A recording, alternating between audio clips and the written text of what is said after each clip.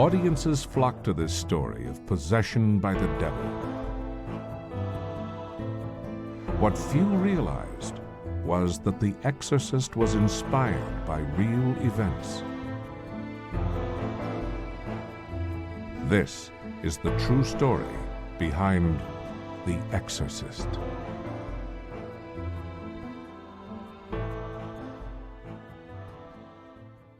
Bill Blatty was an undergraduate at Georgetown University when all of this occurred, and he started taking notes on it, and over a 15-year period, he put together this novel. He changed the character of the young man into a young girl. One day I picked it up on the road somewhere and read it, and I thought it was sensational. And then when he told me it was a true story, my curiosity was even more piqued. It's a classic story. It's a timeless story about timeless events, about the inexplicable nature of good and evil. I think The Exorcist has echoes into all of that. I think it represents the constant struggle that is alive in every human being on this planet, in that we are all a battlefield for good and evil. Well, it all starts in January of '49 in Mount Rainier, Maryland, which is not too far from Washington, D.C. It's a small street. There are bungalows on it. In one of the bungalows, not too well off, but they're struggling people. There's a father and mother, a boy named Robbie, who's 13, and a grandmother. There's also another person in this situation. A frequent visitor was an aunt from St. Louis. The aunt was a spiritualist, meaning that she really does believe that when people die, they simply go to the other side and they can communicate with us, the living. They also played at the Ouija board together. And she told Robbie that the Ouija board was a way in which the living can contact people on the other side. There is a popular belief that any contact with spirits or the dead opens a gateway to evil or to the devil. And that particular bias in our society goes back to the Jewish scriptures, clear back to the time of the prophets when it was forbidden to traffic with evil spirits, and it was punishable by death. Shortly after his aunt's visit, strange things began to happen. One night, it's a Saturday night, the mother and father go out. The grandmother and Robbie are sitting around in the house, and they start to hear scratchings in the walls. And at first they think it's just mice. An exterminator is brought in, they can't find any rodents, and meanwhile, night after night, the scratchings continue. And the scratchings are not all that's happening. Fruit is flying off the table is turning over, chairs turn over, a vase flies through the air. And in the grandmother's room, there's a painting of Christ, and the painting starts to move on the wall as if somebody is behind it, pounding it. And in Robbie's own room, the mattress seems to have scratchings in it. There's even one night he says it's as if there's marching feet inside the mattress. Then, on January 26th, Robbie's beloved aunt dies. Robbie is devastated by the loss. There's some indication that he goes back to the Ouija board and he starts fooling around on the Ouija board, perhaps to try to get through to her. Now, Robbie himself was changing. During the day, he was becoming agitated and withdrawn. At night, he was plagued by nightmares, while the bizarre events surrounding him continued. Well, this goes on for quite a while, and then the family turns to its minister, a Lutheran minister. His name is the Reverend Schultz. Schultz believes in parapsychology, the idea that objects can fly because our mind can make the objects fly. Well, while I was working at the Institute for Parapsychology, I found some documents related to the case, such as the correspondence between J.B. Ryan and Father Schultz. March 21st, 1949. Dr. J.B. Ryan, Department of Psychology, Duke University. Dear Dr. Ryan, we have in our congregation a family who are being disturbed by poltergeist phenomena. The phenomena is apparent only in the boy's presence. I had him in my home on the night of February 17th and 18th to observe for myself. Chairs moved with him, and one threw him out. He took this boy into his home, probably because he thought he was pulling something over on his parents in his own house, and he thought, get him in my home. He can't do this as easily. He states that things continued to move there. He was pretty shaken up by that.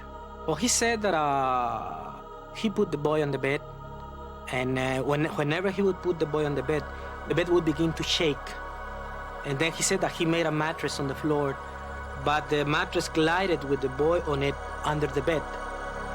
I have no scientific explanation for the bed moving, and I don't believe that science can explain that. Poltergeist phenomena surrounds an adolescent, a person, who is undergoing a deep-seated stress, a psychological conflict, and somehow the energy gets transferred outside of the body by some unknown mechanism. I think it's very possible there is a scientific explanation for it that we do not yet understand, just as people in the 1600s would not have understood electricity. I had their physician place the boy in the hands of the county mental hygiene clinic under Dr. Mabel Ross of the University of Maryland. She and her staff had 2 interviews with the boy. He was to have gone for a third, but meantime words appeared on the boy's body, according to the family and friends. Why Robbie never showed up for the 3rd psychiatric assessment is not known. His parents may have been frightened off by a series of newspaper articles published that same month, exposing the deplorable conditions in the state mental hospitals. There were 9,000 men, women, and children crowded into wards, wrapped in straitjackets, tied to chairs, neglected. Medical treatments were barbaric. Very few patients were ever released. I don't think psychiatry had a lot to offer them at that time. The stigma of mental illness in 1949 was huge. People didn't talk about having mental illness in their family. If you had a family member that went to a state hospital, that was a shame. You hid that. You covered it up. I am not surprised they sought out the clergy. And so the Reverend Schultz, who has seen this himself and doesn't know what it's all about, but does get a sense of evil, he goes back to the parents and tells the parents, this is something that Catholics understand. You better go see a priest. What I wonder about with him is he remained skeptical and he thought it might be poltergeist, yet he referred him on to a Catholic priest, knowing that the Catholics know about exorcism. Seems to me there's a subtle suggestion there to the family that it was demon possession. Robbie's parents took Reverend Schultz's advice. They went to nearby St. James Catholic Church in Mount Rainier, Maryland, where they consulted with a Father E. Albert Hughes. Many years later, Father Hughes confided in his associate pastor, Father Frank Bulber, about his chilling encounter with this young boy. Father Hughes, at that point in time, was young, ordained just a few years. Hello, Father Hughes. Thank you so much for seeing us, Father. Of course. Father Hughes. Father. And you must be Robbie. How are you today? Answer the Father, Robbie. Well, he said they were very strange phenomena. Can we leave? One of which was Robbie. the boy was able to look at the phone and move the phone across the room. Bastard! The boy was not happy at all being there, interviewed by the priest. Filthy swine! I can't be helped. The room was got extremely cold, frigid. You know, so he said those things themselves were a bit, scary. Father Hughes suspected that the boy was under the influence of evil forces. He turned to the Roman ritual, a centuries-old prayer book, for guidance. The young priest opened the chapter on exorcism to study the signs of possession. He certainly came to the conclusion it was satanic possession.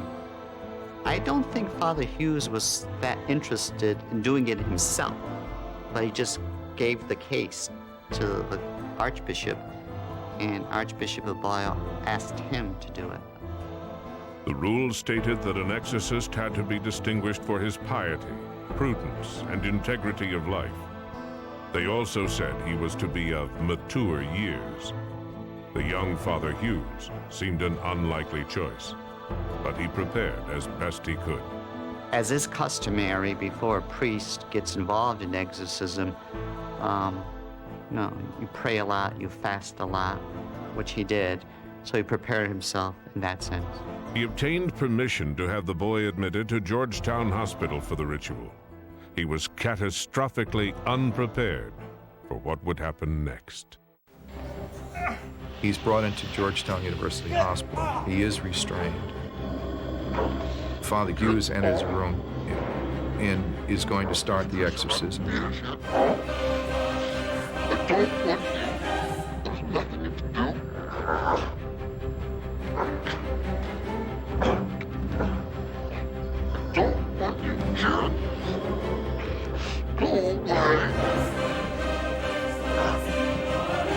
I cast thee out, every unclean spirit, every phantom, every encroachment of Satan in the name of Jesus Christ of Nazareth, who, after John baptized him with red baptism and vanquished thee in thy citadel, cease thy attack on man, whom he has made for his honor and glory out of the slime of the earth.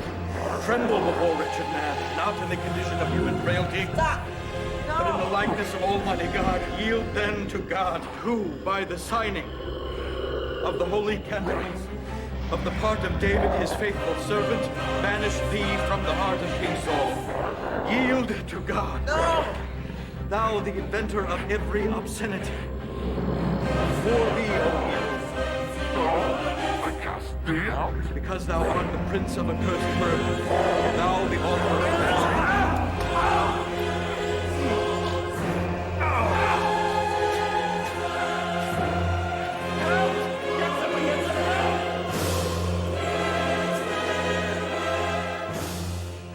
Robbie tore a steel spring from the bed and slashed Father Hughes' left arm from shoulder to wrist. To close the wound required more than 100 stitches. For him, I think he believed that he was just not strong enough theologically or spiritually to deal with this. I think Father Hughes felt that he was no match, for dealing with Satan.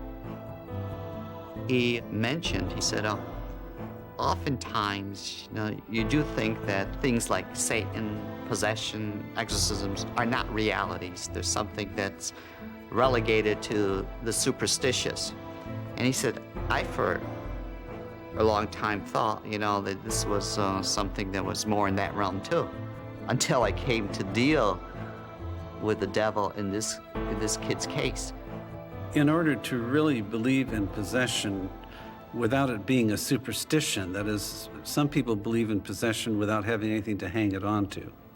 In order to have a coherent worldview that includes possession, you've obviously got to believe in the devil or in demons. And in order to believe in the devil and the demons, you're going to have a wider picture that includes God and the creation of the world as something good. Satan, in the history of the whole Judeo-Christian tradition, is a pure spirit, an angelic spirit, created by God, who failed the test of goodness definitively. The original image of the devil is a great fallen angel condemned to eternal hell. He is called Satan, the accuser, the supreme embodiment of evil, the tormentor of human souls. Was it the devil that compelled Robbie to so violently attack Father Hughes? Or had the ritual of exorcism itself planted the seed of suggestion in an impressionable boy? If you tell particularly a child that they're possessed by the devil, the child is going to act in ways that are very peculiar. Being referred to Father Hughes and having an unusual ritual performed over him was likely a very striking experience. What came to my mind was that underneath this boy was really angry about what Father Hughes was doing. And that says to me that some anger and rage were mobilized from beneath. One of the unanswered questions about this boy in this case is what was going on in his life. People say he was so normal, that the family was normal, he was normal, and then all of these things happened that we would consider to be, from a psychiatry point of view, really unusual and serious disturbances in the midst of being completely normal. I wonder if someone had done something to him he had not talked about. After the attempted exorcism by Hughes, the boy goes back home.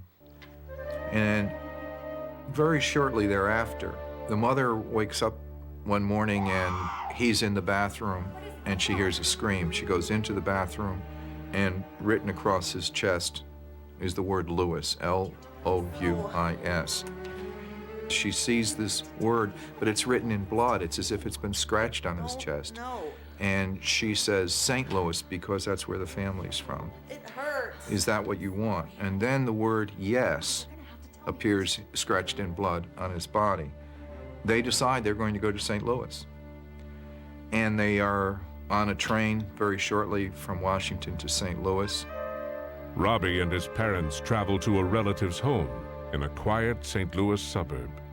But supernatural events continue to surround the boy.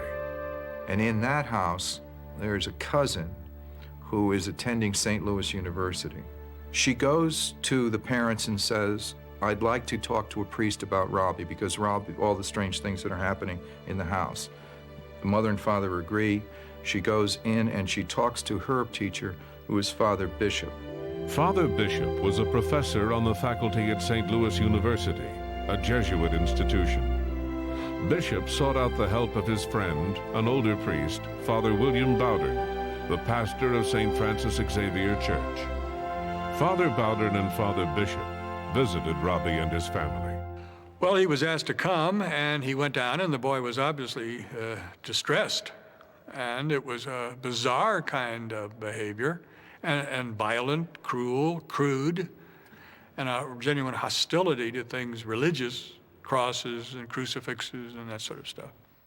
And Father Bowdern, believing that something is going to have to be done here, asks Father Bishop to take down everything he can about this case, and that's the beginning of the diary. The diary that was created is the most complete record of an exorcism in modern times. That diary would record, in spare matter-of-fact prose, the hellish events of the next 6 weeks. Significantly, it makes no mention of the first failed exorcism. The priests had no forewarning of the damage Robbie had inflicted on one of their own.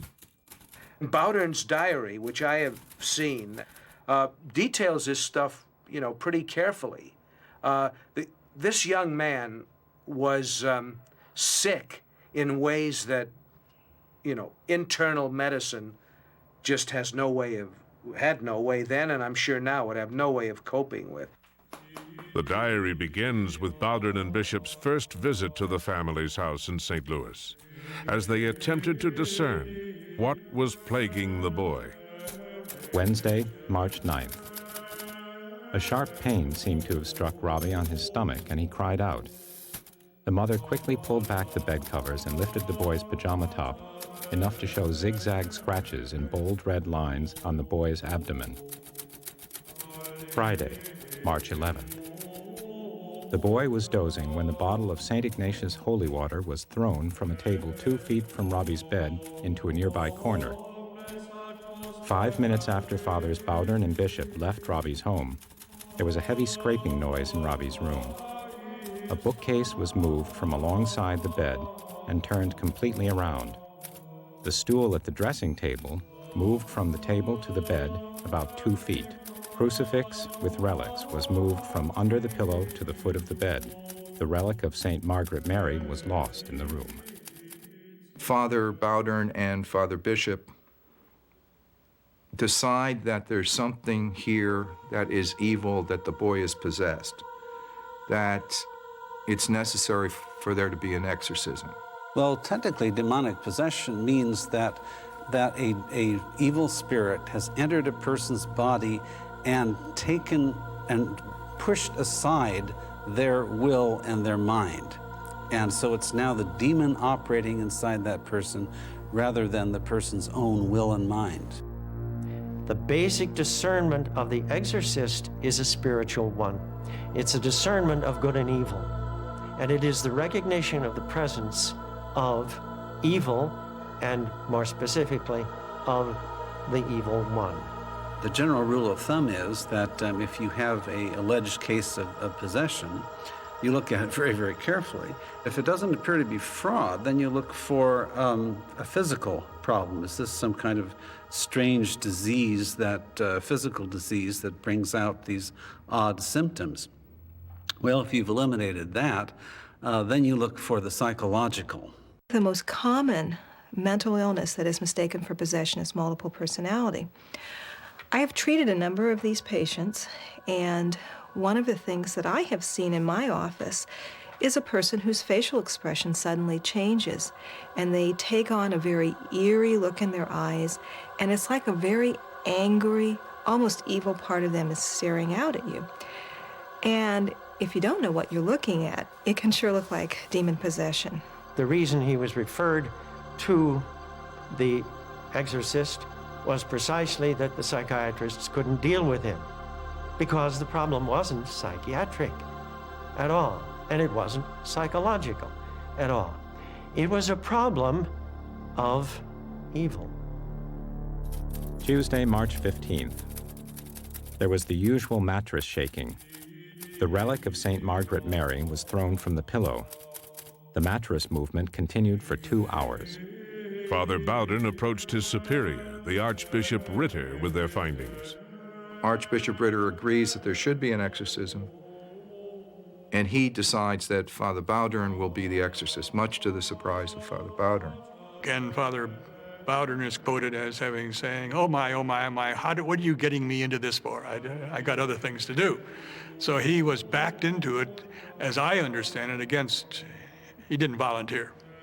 Wednesday, March 16th. Permission was granted by the Most Reverend Archbishop Joseph E. Ritter that Father William S. Bowden might read the prayers of exorcism according to the Roman ritual.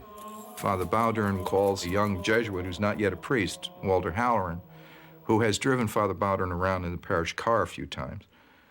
And he says, I want you to take me somewhere. Well, Father Bowden got me on the way into supper, and he told me that he had to go out and see some people that evening and asked me if I'd drive him. So I said, sure. Fathers Bowden, Bishop, and Mr. Walter Halloran arrived at the home between 10:15 and 10:30 p.m. I went in the house, and I didn't have the faintest clue of what was going on. So he visited with the family for a while, and the little boy was there. And he said, we better get down to business. So the young boy went up to his bedroom and changed into his PJs, and Bowden said, okay. He said, let's go.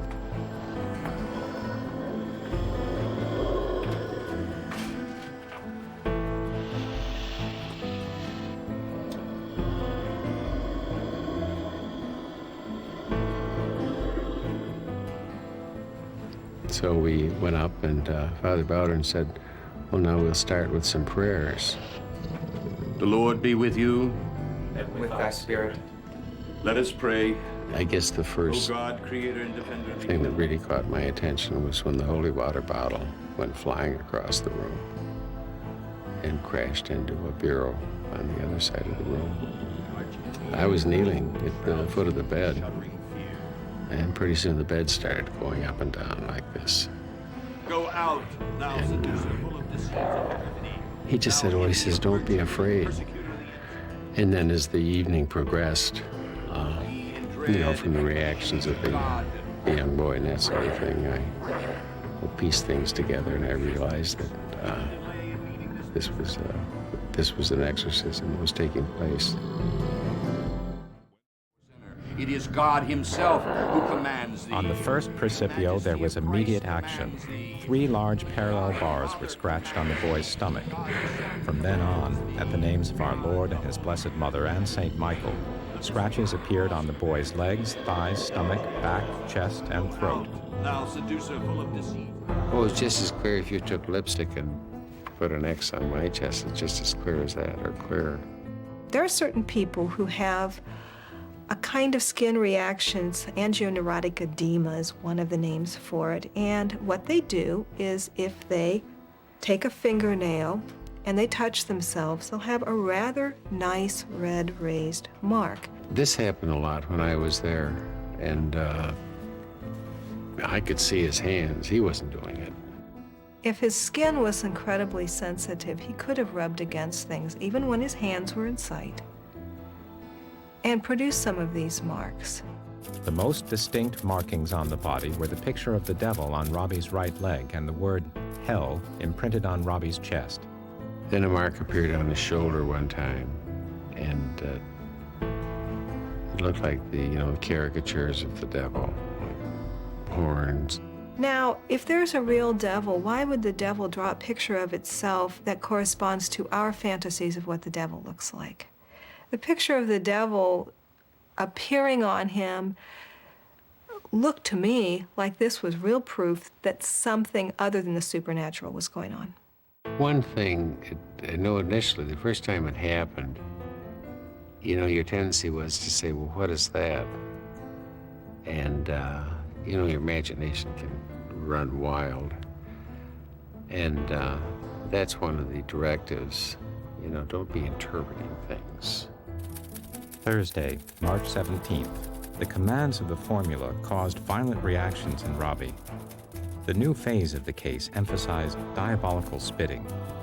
He'd spit on you with amazing marksmanship. He'd hit you right in the face from 5 feet away. Robbie spit at the 3 men who were holding him. He spit at Father Bowdern, who was reading the prayers of exorcism. His eyes were shut tight, but he was able to aim well in spite of the cloth held near his face. And then he'd say, well, I got you a good one there, or how do you like that? Which is so kind of strange because once that he came out of this thing, he had no idea at all, what was going on. Like one time I was, cleaning my face with a towel. He says, what are you doing? I says, I'm wiping the spit off that you spit at me. Friday, March 18th. Robbie prayed the rosary with the clergy at his bedside. The novena prayers to Our Lady of Fatima were recited in common. Saturday, March 19th. The exorcists arrived at Robbie's home at 7 p.m. Robbie retired at 8 p.m., and the routine of the exorcism was begun again. Violent shouting with fiendish laughter were a part of the phenomena. Monday, March 21st. The family of Robbie was losing sleep, and the mother had to be taken to a physician, so it was thought best to take Robbie to a hospital. There's a hospital in St. Louis that's run by the Alexian brothers. The Alexian brothers are a religious community of Catholic men that date back into the Middle Ages, early Middle Ages. And they were founded to care for plague victims, take care of people that everybody else was running away from in horror. And they were willing to take the kid in. He's put in a room, has no inside doorknob, bars on the windows, because it's a room in a mental ward in the hospital. And it's there that the exorcism continues. The language of Robbie became abusive and dirty. He met one of the fathers in hell. He said, he says, I'm surprised to see you here. What are you doing in hell? And it affected that person gravely. He never did come out to help out again after that. Father Bowdern decides that it would be a good idea to have the boy convert to Catholicism. Friday, April 1st. With the relapse into possession after 5 days of respite, the mother, father, and Robbie agreed that the proper thing to do was to have Robbie baptized a Catholic. I believe it was his uncle was bringing him down to the college church. That's where they're going to have the baptism. Robbie went into one of his spells. He began by saying, "So you are going to baptize me, and you think you will drive me out with Holy Communion?" Robbie grabbed the steering wheel of the automobile. His uncle was forced to pull up to the curb in order to subdue the violence. It was kind of harrowing for the people in the car because they were afraid, you know, they were going to hit a post or hit another car or something like that. Robbie's father and uncle held Robbie in the back seat while the aunt drove. Even with careful supervision, Robbie leapt up to seize his aunt as she drove. They get to the church, and the struggle is still going on in the car. They spill out onto the sidewalk. They actually have pinned the kid to the sidewalk. Father Bowdern sees this, and he decides, we won't take the kid into the church because he may desecrate the church. And they take the kid into the next door rectory and bring him up the stairs. Robbie was in and out of his seizures. The regular procedure for the baptism of infants was followed. Robbie, do you renounce Satan? No. Do you renounce Satan? I do. And all his works? I do. And all his display? I do. Robbie, do you believe in God the Father Almighty, creator of heaven and earth? I do.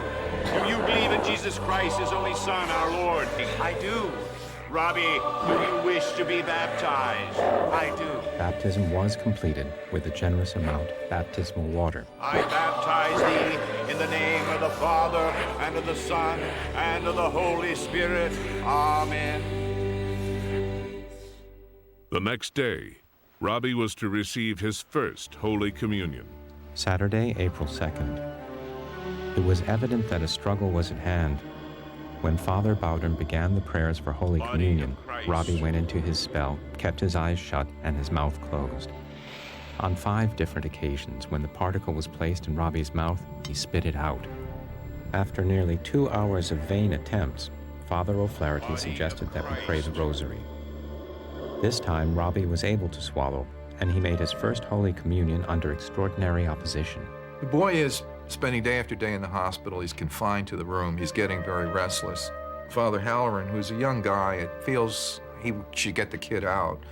One place that Father Halloran thinks might be a good place is the Jesuit retreat house called White House, which is on the outskirts of St. Louis on a bluff overlooking the Mississippi River. I showed him the grounds, and then they have these heroic-sized figures for the Stations of the Cross. Robbie wandered among the statues depicting the life of Jesus. He became obsessed with their powerful images.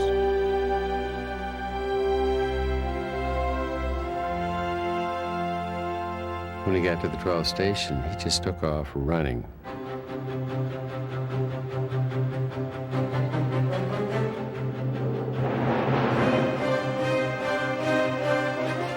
And he was going right for the brink.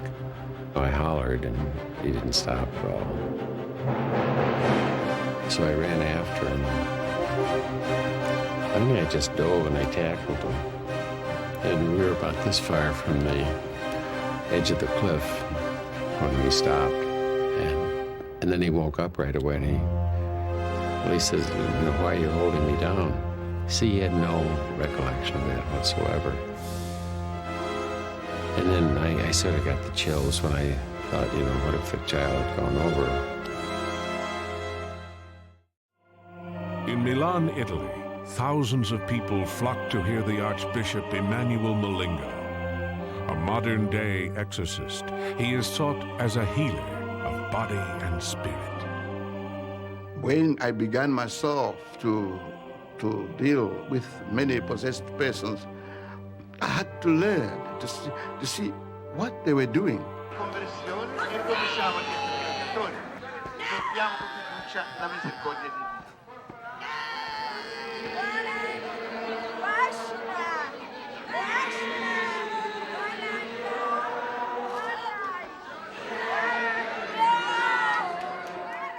They speak most of the time languages which they have never spoken during their life.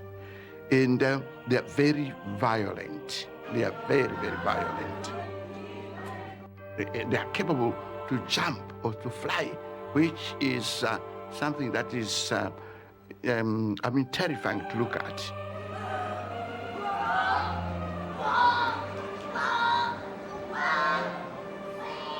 Even when I'm alone, if I am alone and the possessed person is with me, he puts himself, coils himself in the corner immediately coils himself in the corner. He's aware that myself, I'm never alone. I'm never alone. I'm accompanied by the power of the Lord, by God himself, and by the angels. So in that sense, I will fight the devil tooth and nail for the rest of my life.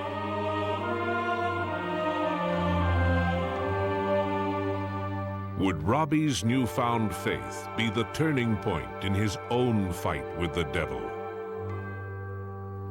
And I think the one time that he was affected most, it was Holy Thursday. And I asked him if he knew anything about Holy Thursday, when the Feast of the Last Supper and the institution of the Blessed Sacrament and everything. He said no. And I said, well, do you want to know something about it? And he said yes. So I started telling him about the Last Supper and our Lord saying, this is my body and this is my blood. And after I talked for a little while, he said, look, he says, would you stop? So I said, sure. And then he pulled up the legs of his pajamas, and he had huge welts running down his leg. And he had them across his stomach and on his chest. Bowdern and Bishop noticed that the scratches that are continually appearing on the boy sometimes seem to produce numbers. And they try to interpret the numbers. And they come up with the idea that there's a certain number of days left for the possession by the demon. And when they start working the numbers, they say Holy Week is when this is going to end. Holy Thursday, Good Friday, Holy Saturday, April 14th through 16th. Holy Week for Father Bowdern, like any other pastor, is the busiest week of the year. Particularly in the old days, he must have been going 12, 14 hours of pretty solid pastoral work, because at the time, this was the center of the city. So while all of this is going on, while he has a day job as a pastor, at night he's going to the Alexian Hospital and continuing the relentless prayers of exorcism. And sometimes he'd be there until 12 or 1 o'clock, and he'd be back up at 5 a.m. That's when you got up. So he was under duress. And nothing seems to be happening. The idea that this would all come to an end isn't panning out. It isn't coming to an end. It seems to be getting worse. On Holy Saturday, Brother Rector brought a small, colorful statue of St. Michael the Archangel. The statue was placed in Robbie's room. It should be remarked here that one of the most effective prayers of exorcism was that dedicated to St. Michael. Easter comes, and this is the day it's all going to happen, and it doesn't. Easter goes, and then it's Easter Monday. Monday, April 18th, 8 a.m. Robbie awoke in a spell, kicking at the brother at the bedside. He jumped out of the bed, seized the holy water bottle, threatened to throw it at the brother, then sprinkled water toward him. Finally, he threw the bottle over his head, smashing it against the ceiling. Body of 10 a.m. There were more spells when attempting spiritual communion. Robbie was able to say, "I wish to receive you." The devil laughed and said, "That isn't enough." The voice came and said that I will not leave until a certain word is said, but the child will never say it. That isn't enough. He has to say one more word. One little word. I mean, one big word. He'll never say it. He'll never say that word. What we were doing seemed so ineffectual, at times. Bowdern was great. He said, we started this thing, and we're going to stay with it till it's over. Holy Michael the Archangel. 10:45 p.m. The most striking event of the evening occurred. Robbie was in a seizure but lay calm. That he would crush Satan under our feet, lest he any longer have power to hold men captive and do harm to the church. Present our prayers at the throne of the Most High, so that he may all the more speedily favor us with his mercy. Lay hold of the dragon, the ancient serpent, no other than the demon Satan, and cast him bound into the abyss, so that he may no longer seduce mankind. In clear, commanding tones and with dignity, a voice broke into the prayers. Satan, I am Saint Michael, and I command you, Satan, to to leave the body in the name of Dominus. Immediately. Now. Now. Now. From the snares of the devil, deliver us, O Lord, that thou wouldst assist thy church to save thee in all security and freedom. We beseech thee, hear us.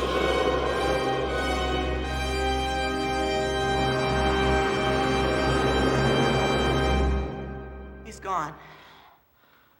And Dominus is the word. He's gone. Dominus, the Lord. And that's the moment when the exorcism ends. In the hospital, and there are many, many witnesses to this, there's a sound which they describe as a gunshot. A loud, loud report.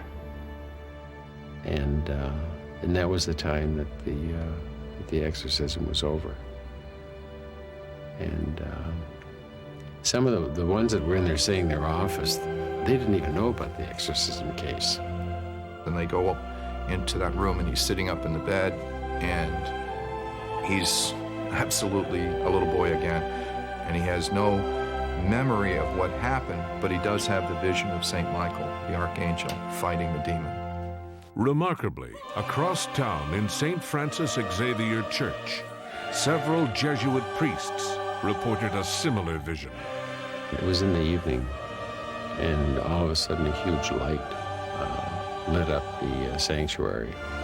Emanating from the light in the dome high above the main altar, the priests witnessed a vision of St. Michael. I believe that this case was as advertised. I believe it was demonic possession, whatever that means. No one knows how that works.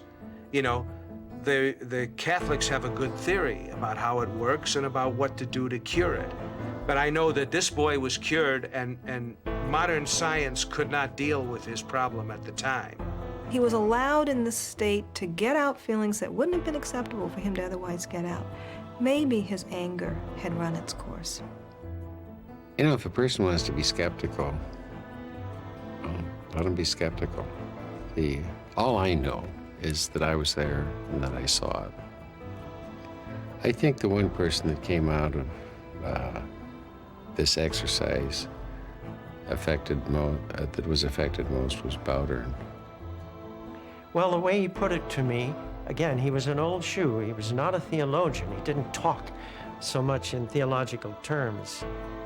He said, Dan, any 7-year-old could tell the difference between someone who is mentally ill and someone who is possessed.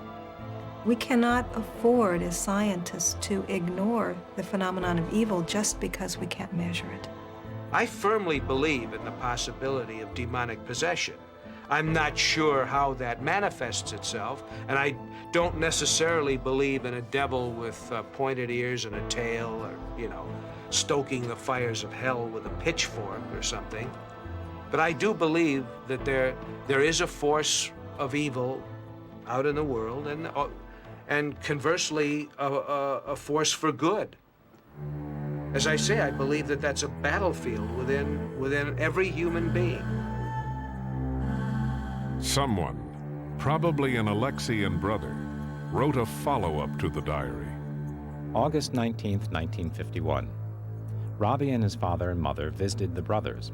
Robbie, now 16, is a fine young man. His father and mother also became Catholic, having received their first Holy Communion on Christmas Day, 1950. Robbie's story still haunts this Mount Rainier neighborhood. Local folklore has spawned the legend of the Devil's House and countless rumors about what really happened. In a far-off corner, a house stands as a lonely reminder of the events that took place here in the winter of 1949. For all the details contained in the diary and the testimony of those involved, there are just as many questions that remain unanswered.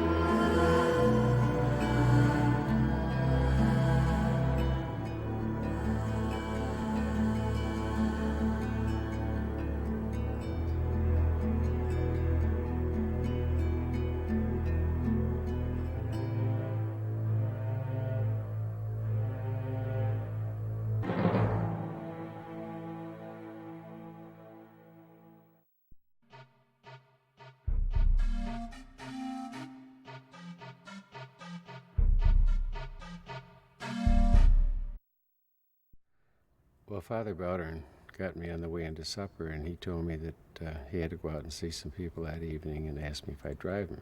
So I said, sure. And I had no inkling at all, you know, that they had been visiting with his family and talking over the situation.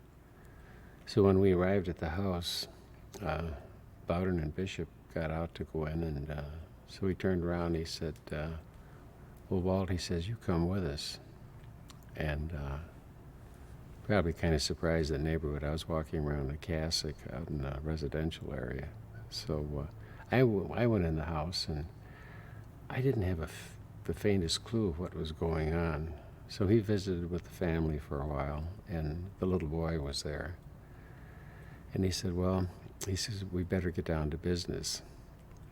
So the young boy went up to his bedroom and changed into his PJs, and then Bowdern said, okay. He said, let's go. So we went up, and the boy was sitting on the edge of the bed, and Father Bowdern said, well, now we'll start with some prayers. So he starts with the prayers of exorcism. And I was kneeling at the foot of the bed, and pretty soon the bed started going up and down like this. And he just said, well, he says, don't be afraid. Well, I wasn't afraid. I was confused. And that was my first clue, you know, that it was an exorcism, because I recognized the prayers of exorcism and that sort of thing. And that was my introduction. I just kept thinking, well, now, why is this going on? I mean, what's he doing with the prayers of exorcism? You know, and then as the evening progressed, you know, from the reactions of the young boy and that sort of thing, I pieced things together, and I realized that this was an exorcism that was taking place. Well, I'd say that the demon interacted with Bowdern by making the exorcism very difficult, and drag along and drag along and drag along. I think the one person that came out of this exercise that was affected most was Bowdern. Well, you know, I don't think that you can come up with a reason why it happened to this particular child. But, you know, it wasn't anything in his background or his family that were evil or anything like that. And, you know, it certainly wasn't a punishment, because he'd never done anything, you know, that was wrong.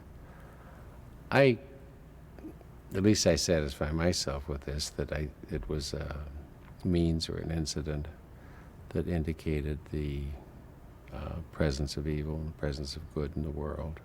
And,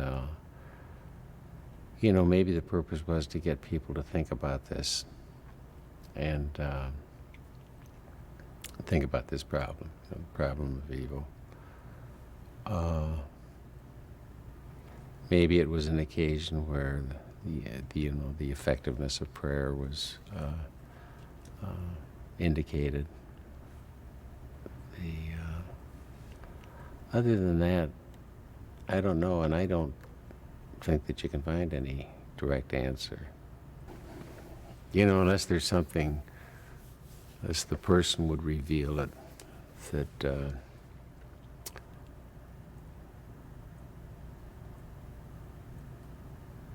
you know, that you've been told by God this was going to happen or something like that.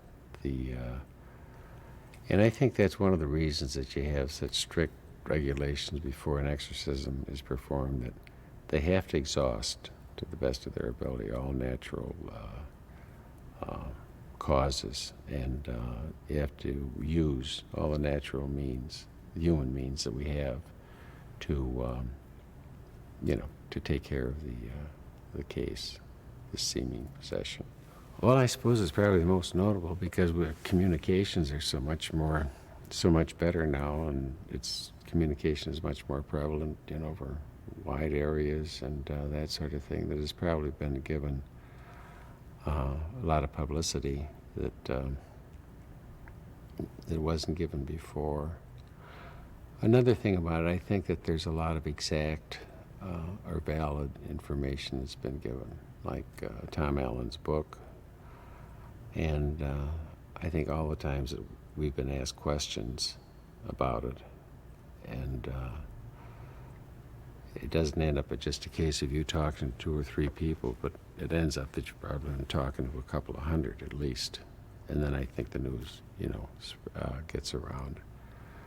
But there have been other cases that I think are,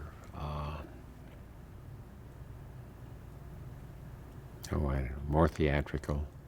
Like people walking up a wall, and then cases over a long period of time where the person that was performing the exorcism would be more or less under a siege or assailed at all times. His car wouldn't start, the car would go off the road.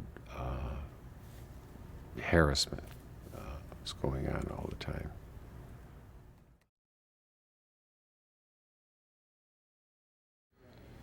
When I first heard about this film, I was fascinated with it.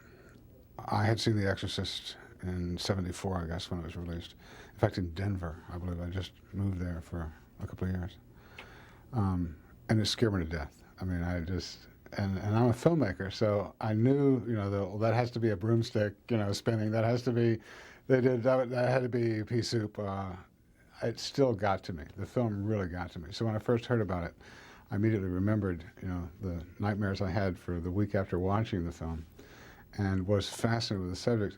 I also did not know that it was based on an entirely true story.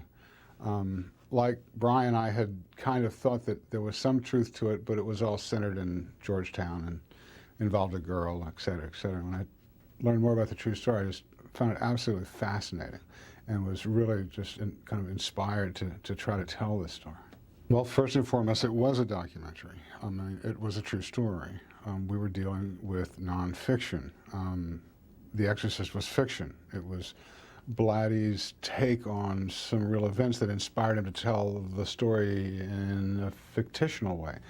We had to tell a true story. We had to be true to the facts, try to get the truth as it is seen by the participants from all those involved, whether it was the scientific experts or the eyewitnesses that were there. So the first challenge for me as a filmmaker was to be honest to the story, truthful to the story.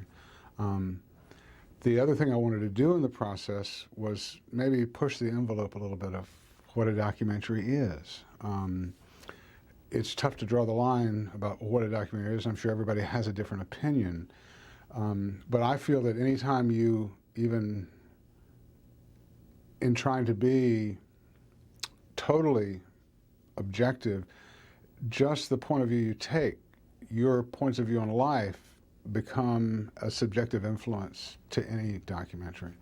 So I really wasn't going to get into the argument of, hey, if you do reenactment, it's no longer a true documentary. Hey, if you do this or do that. I wanted to be true to the story, but at the same time I wanted to be true to the story and try to tell it in a new way. I didn't want to just shoot the pages of a diary. I wanted to bring that to life and show the original priest that typed the diary, typing the diary while we heard the words, and give it some depth. I mean, it is moving pictures. So I like in a film for there to be a constant sense of movement, both in the story going forward and in the cinematography and the way you present these things. The other thing I wanted to do in filming this documentary was kind of go against your first instinct. I mean, when you hear a story and you talk about, well, how would we reenact these facts? The first thing that comes to mind is the scary camera angles, the scary lighting, the scary blocking, the things you would see in a dramatic film like The Exorcist. I didn't want to fall into that trap and try to reshoot The Exorcist. So I decided to actually kind of flip it and get dramatic in the interviews and try interesting camera angles, Dutch angles, dolly moves, very high contrast, very dramatic lighting in the interviews, and take the reenactments more as an illustration, because that's really what I'm doing. I'm illustrating facts. Because our reenactments aren't, even though they're dramatic reenactments, they're not fiction. I'm reenacting a factual account as being told to me by either an eyewitness, someone who directly spoke to an eyewitness or documentations that are certified of that event, whether it's a letter or diary. And the diary that we found, which was just an amazing document, was listed 22 priests as a witness to these events. Well, who am I to call 22 priests a liar? So I took it verbatim, and I tried to reenact it verbatim. So I really wanted to just capture the feeling of that time and that period and those people and be true to who those people were. I mean, and the casting was interesting in that other than the boy, who I didn't know exactly what he looked like, his identity has really been kept a secret his entire life since this event. The other people, I knew exactly what they looked like. I knew a lot about their personality from associates and friends that we talked and interviewed. I really wanted to try to make those people as honest a reenactment of the actual person. So, and we were very fortunate. We found good stage actors that didn't necessarily have a lot of film acting experience, but had the ability to perform and read rituals and read diaries and give me a good performance, a good delivery of that.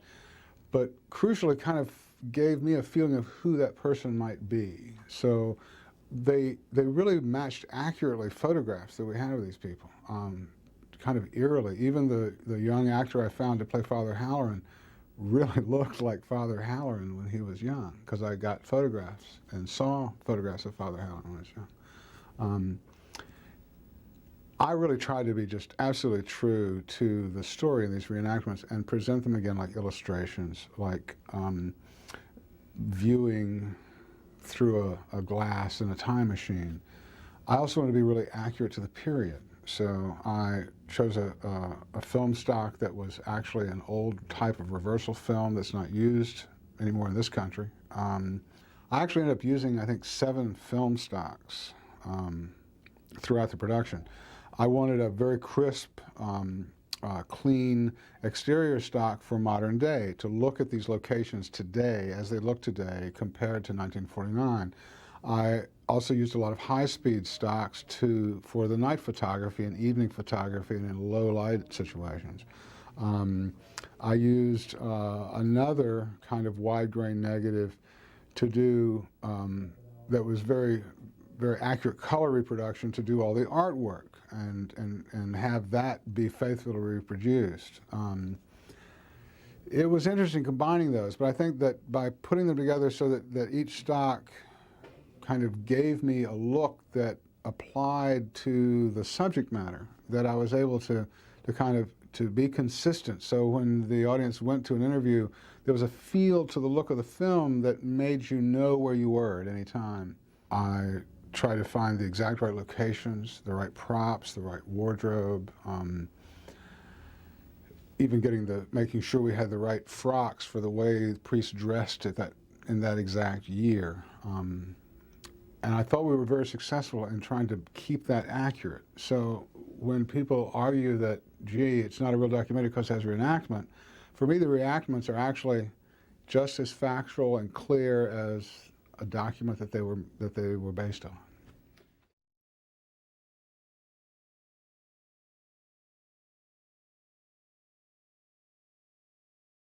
Brian called us and called the office and said that he had gotten permission to do a film that Discovery Channel was going to buy, and that the film was the real story behind the movie The Exorcist.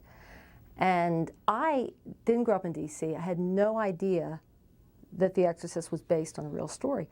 And I had been traumatized, like most other people, by the film when I saw it in '74, to the point that I actually don't even remember seeing the film. I remember holding a popcorn box in front of my face and then like putting my thumbs in my ears to, to avoid the voice, because the voice really terrified me. The face terrified me, what little I saw, when my brother said it was safe to look and it wasn't. But the voice terrified me and the film terrified me, and I actually still can't go and see scary movies.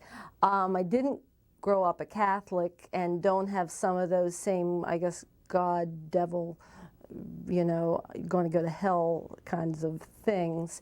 And so I was very intrigued that it was based upon a real case, and really intrigued that the case took place. It was a boy, not a girl, and it took place in a DC suburb, not Georgetown, but Mount Rainier. And that Brian had found, and his researchers had found, all these amazing documents and real people that still lived that knew about the case. So I was very excited just from a topic point of view. God, this film hasn't been done before. Why hasn't it been done before? So then we thought, got to do the film, got to do the film. It's a great topic, it's exciting. And, you know, okayed and said we would do it. Reading the diary for the first time and also listening to and interviewing Father Halloran were amazing experiences, because either somebody's lying or something incredible happened. Or else there was this kind of group hysteria hypnosis that happened. I mean, Father Halloran says, I was there, the bed went up and down. Father Schultz says in his letters, you know, the bed went up and down, the boy slid around on the floor. Objects moved. I mean, objects moved. I went into the parents' house, and the one sentence that really got me in Father Schultz's letters, he said, I went into the house of a boy in my congregation, and their floors were heavily scarred from sliding of furniture. And I just kind of got that image in my mind of what they thought were poltergeist behavior, of all these all this furniture sliding around. And some of it just became, you couldn't refute it, and I couldn't go back there and witness it firsthand, but some of the evidence got, you know, chilling to read it, particularly when they would talk about the moving of objects and the sounds that quite a few people heard. That was very scary. We looked and looked for locations. The most terrifying location we found was actually a mental hospital. All of the primary exorcism events that don't look like they took place in a bedroom of a house took place in a mental hospital that was built in the early 1800s in the state of Maryland. And it was a very scary place. These buildings were empty. It was a very scary place to film. And it's entirely like a place, the Alexian Brothers Hospital, where he would have been taken. It looked very much like the inside of that. The boy that we found after you know, a fairly lengthy search was a boy named Dustin Lawyer, who had a tremendous amount of theater experience, not a lot of film experience. And we brought him in for a casting session, and we were just struck by how absorbed he could get into this character. And after we saw him, we stopped looking at other kids. We knew we'd found the boy. We went to Milan, and I was really skeptical. I thought, you know, boy, is this going to be a hoaxer and a shyster, and you know, I'm sure he's taking money from these people. And we drove about 20 or 30 miles outside of Milan, dirt roads, country roads, to this kind of large L-shaped building made out of concrete and metal, kind of a giant metal thing. And we were told that Malinga would be there shortly, and there were just thousands of people who were coming, bringing bottles of water to be blessed and pictures of friends to be blessed, and they were just, you know, pushing wheelchairs and bringing their loved ones. And they had the church shaped in an L, and the one small section of the church was supposedly for possessed people, and the rest of the congregation was in the main section of the church, and that kind of freaked me out. And I remember sitting back in the back of the possessed person section, and we were told we shouldn't be filming the possessed people, just film the other people during the church service. And the sounds that were coming out of these people were just terrifying. And every now and then one would just bolt and run out, and Malengo's workers would kind of bring them back and sit them down. Malengo himself, I was fully prepared to interview and be very challenging and kind of, you know, not like him and not believe him. And I was amazed by him, and he was one of those people, and I'm not a particularly, you know, religious person, but he's one of those people that when you hear stories that somebody has kind of a glow around them, he struck me as somebody who had some kind of a, you know, an aura around him. And there were just a lot of people that were attracted to him, and people who said that he'd cured their cancers, and people who said that he'd really affected their lives. When he came and got, he would place his hands on people's heads to bless them, and we had a driver who had a chronic physical condition, and he said that when Archbishop Malengo placed his hands on his head to bless him, he could feel the electricity just shoot down his body, and he literally collapsed and had to reach up and hold on to the Archbishop's arms in order to keep from falling to the floor. And a number of people witnessed this, and they were really kind of blown away by it.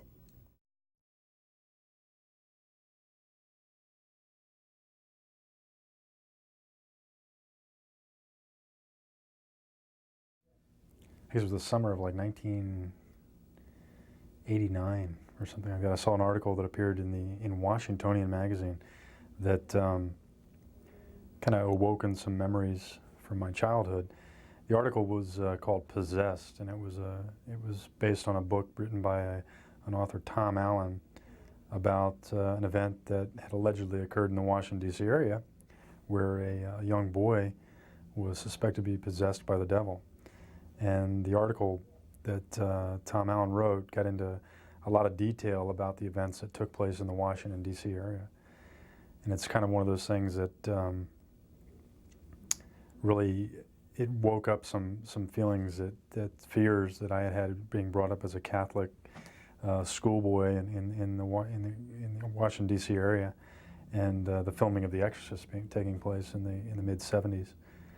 And it was rather fascinating to me, because I started looking into some of the various elements that were mentioned in the article, such as some of the people that were still alive. Father Halloran, who Tom Allen identified as one of the people that was present during the exorcism of the young boy. And we found out that he was alive, as well as Father Bober, and some other people associated with the case. So, the more we learned about this, the more we found, the more evidence we found, the more letters we found, the diary, the more we explored the diary, the more we saw.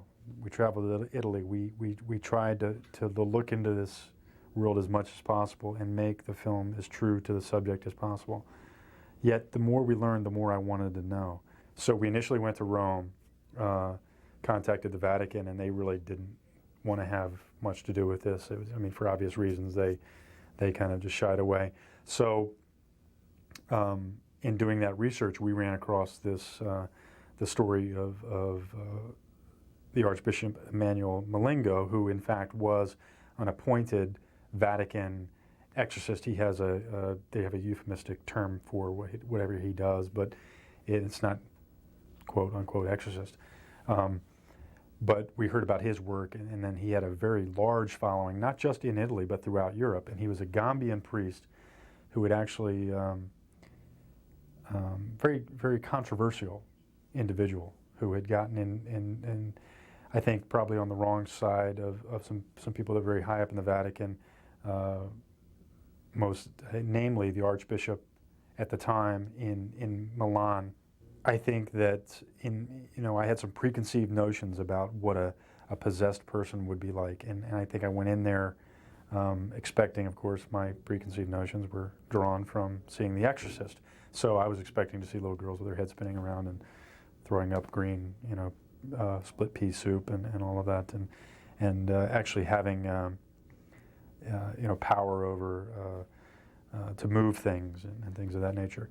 What we saw was some very disturbed people, people that had some very serious problems. I don't feel qualified to make a diagnosis of what those were, but I think we were all kind of a little spooked. But at the same time, there was some very tragic things. I mean, there was people that had obvious psychotic or even physical ailments that sought Father Malengo out as a healer. The faith that was there in that room, you could feel it. You didn't just see it. It wasn't something that you observed. It was something that you felt. That all of these people together, it created a sense, a power, a spiritual experience. We really set out to provide a balanced approach to this. We looked in the areas of philosophy and religion and science, and we tried to select people that would bring differing opinions. Even when we selected theologians, Father Cleary down in St. Louis, provided, I think, what we didn't expect. He didn't believe this. He thought it was a hoax, and he's a Catholic priest. The person that we thought would bring, from a theological perspective, an explanation of, how the devil actually goes out and possesses somebody, but yet his opinion was more scientifically derived. But in the documentary genre, we're dealing with real events. Out there in our audience are people that were there that can attest to the way we treat a subject and say that is or that is not the way it was. When you're dealing in fiction, I can tell you this is the way it was, and you're either entertained or you're not. You base your opinion on how well it's presented to you. But we run the risk of getting it completely wrong if we don't present it to as close to its historical accuracy as possible. And that's the challenge we face. Well, Father Bowdern got me on the way into supper, and he told me that he had to go out and see some people that evening and asked me if I'd drive him. So I said, sure. And I had no inkling at all, that they had been visiting with his family and talking over the situation. So when we arrived at the house, Bowdern and Bishop got out to go in, and so he turned around and he said, well, Walt, he says, you come with us. And probably kind of surprised the neighborhood. I was walking around the cassock out in a residential area.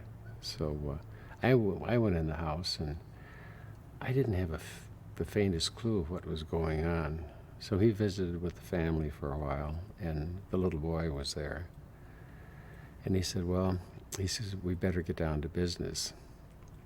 So the young boy went up to his bedroom and changed into his PJs, and then Bowdern said, okay. He said, let's go. So we went up, and the boy was sitting on the edge of the bed, and Father Bowdern said, well, now we'll start with some prayers. So he starts with the prayers of exorcism. And I was kneeling at the foot of the bed, and pretty soon the bed started going up and down like this. And he just said, well, he says, don't be afraid. Well, I wasn't afraid. I was confused. And that was my first clue, that it was an exorcism, because I recognized the prayers of exorcism and that sort of thing. And that was my introduction. I just kept thinking, well, now, why is this going on? I mean, what's he doing with the prayers of exorcism? And then as the evening progressed, from the reactions of the young boy and that sort of thing, I pieced things together, and I realized that this was an exorcism that was taking place.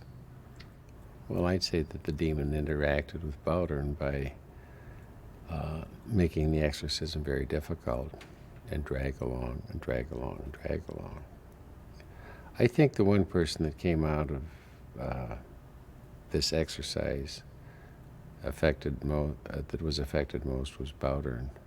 Well, you know, I don't think that you can come up with a reason why it happened to this particular child. You know, it wasn't anything in his background or his family that were evil or anything like that. And, you know, it certainly wasn't a punishment because he'd never done anything, you know, that was wrong. At least I satisfy myself with this, that it was a means or an incident that indicated the presence of evil and the presence of good in the world. And, you know, maybe the purpose was to get people to think about this and think about this problem, the problem of evil. Maybe it was an occasion where the effectiveness of prayer was indicated. Other than that, I don't know, and I don't think that you can find any direct answer. You know, unless there's something, unless the person would reveal it, that you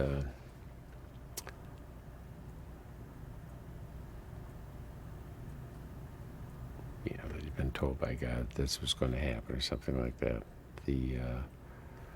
And I think that's one of the reasons that you have such strict regulations before an exorcism is performed, that they have to exhaust, to the best of their ability, all natural causes, and you have to use all the natural means, the human means that we have to, you know, to take care of the case, the seeming possession. Well, I suppose it's probably the most notable because communications are so much better now, and communication is much more prevalent, you know, over wide areas and that sort of thing, that has probably been given a lot of publicity that wasn't given before. Another thing about it, I think that there's a lot of exact or valid information that's been given, like Tom Allen's book. And I think all the times that we've been asked questions about it, and it doesn't end up at just a case of you talking to 2 or 3 people, but it ends up that you've probably been talking to a couple of hundred at least. And then I think the news, you know, gets around. But there have been other cases that I think are, I don't know, more theatrical. Like people walking up a wall, and then cases over a long period of time where the person that was performing the exorcism would be more or less under a siege or assailed at all times. His car wouldn't start, the car would go off the road. Harassment was going on all the time.